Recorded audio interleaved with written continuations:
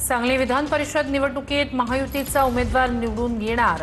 महायुतीत काही नाराजी होती ती दूर झाली असं गोपीचंद पडळकर यांनी म्हटलंय।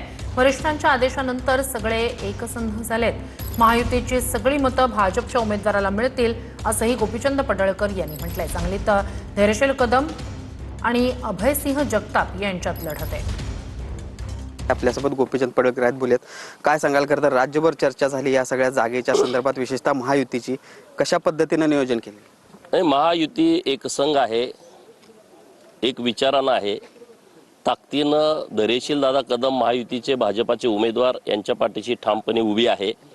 माननीय मुख्यमंत्री महोदय आणि माननीय दोन्ही उपमुख्यमंत्री महोदय यांचे निर्देश असल्यामुळं ही निवडणूक अगदी एका बाजूने झुकलेली आहे आणि काही लोकांना महायुतीचा विचार पटलाय, ती लोक सुद्धा भाजपच्या सोबत येतील अशी परिस्थिती निर्माण झाली आहे। किती विजयाची खात्री आहे? कारण क्रॉस वोटिंग होईल असं देखील बोललं जातं। क्रॉस वोटिंग होईल, पण ते आपल्या बाजूने होईल, त्यामुळे 1,00,000% उमेदवार खूप चांगल्या मताच्या फरकाने निवडून येईल अशी परिस्थिती आहे। भूषण पाटील, TV9 मराठी, सांगली।